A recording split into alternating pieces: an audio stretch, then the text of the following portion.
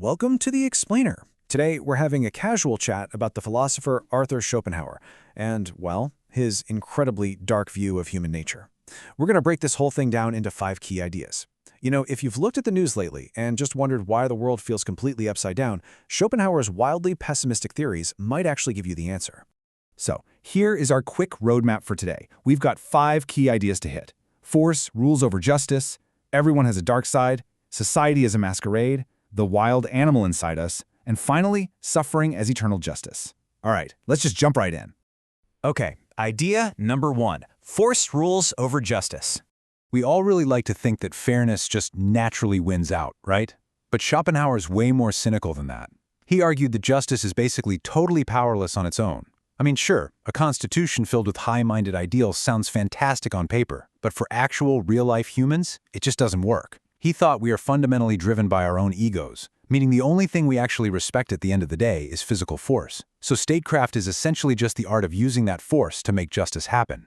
So you might be wondering, how did our governments actually form in the first place if we literally only respect force?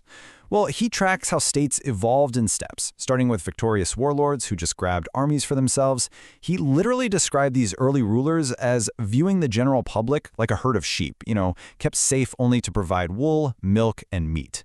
But eventually, these commanders got smart and rebranded themselves. They stepped into the role of quote-unquote national fathers to keep the masses in check, treating them almost like gullible kids, really, all just to keep the peace running smoothly like a well-oiled machine. Moving right along to idea number 2. Everyone has a dark side. Now, you'd probably think being highly educated automatically makes someone a better person, right? Well, Schopenhauer absolutely didn't buy that. He believed that deep down, every single one of us is fundamentally flawed. Smart people aren't actually better folks, they're just way better at hiding their bad traits. A lack of smarts just means you accidentally show your wickedness to the world, whereas cleverness, that is the ultimate tool to mask a totally selfish nature. He actually pushed this idea so far that he claimed even the absolute smartest geniuses out there have a dark side. Even the most brilliant, noble people you can think of will occasionally surprise you with just how low they can actually go. For Schopenhauer, this underlying moral flaw is kind of the great equalizer. Literally nobody gets a free pass here. Which brings us to idea number 3.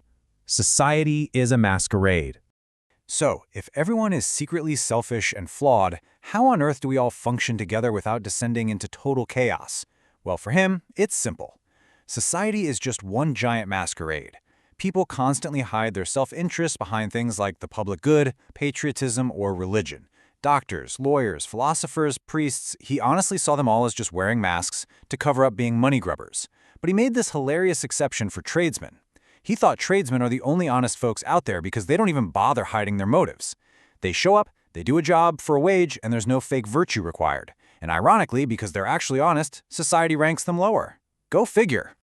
All right, let's look at idea number 4. The wild animal inside us. Now, this builds into an even darker, wilder view of who we really are. He argues that underneath civilization's legal bolts and bars, man is basically a dreadful wild animal just waiting to break out. We aren't actually changed by society's rules, we're just tamed by them. Take away the laws, let a little anarchy set in, and our true, ruthless nature just bursts right out of the cage. He even went so far as to claim humans are actually worse than wild beasts. I mean, think about it. A tiger kills because it's starving, right? But a human is the only creature on Earth that inflicts pain purely for the fun of it. And to back this up, he pointed to some real historical horrors. Things like the ruthless abuses in the North American slave trade carried out by supposedly hypocritical church-going folks, or people in 1840s England literally poisoning their own kids just to collect the insurance money. That is a level of egoism that goes way beyond basic animal instinct. And this brings us to a very specific famous German word he focused on, Schadenfreude. He called this the absolute most diabolical human trait, because it literally means taking pleasure in someone else's misfortune. Envy? Well, envy is at least understandable, right? You want what they have. But Schadenfreude? That's just actively enjoying someone's pain. He quite literally called it the laughter of hell. Finally, we arrive at idea number 5, suffering as eternal justice. So how do we make any sort of sense out of all this inherent misery and wickedness? Well, Schopenhauer suggests a kind of cosmic scale. He believed the constant suffering in our lives, The endless daily struggles, the mind-numbing boredom, the wanting things we can't have, is actually just a form of atonement for our wicked nature. Basically, the sheer awfulness of humanity perfectly balances out the absolute misery of existing. It's wild, right? So I'll leave you with this final thought to wrap up today's explainer. If we really are as bad as Schopenhauer claims, is our everyday misery simply eternal justice balancing the scales? Are we basically atoning for our existence just by living it? It's a deeply provocative way to view our struggles, for sure. Thanks so much for chatting and learning with me today. I really hope this sparked some deep thoughts about the human condition.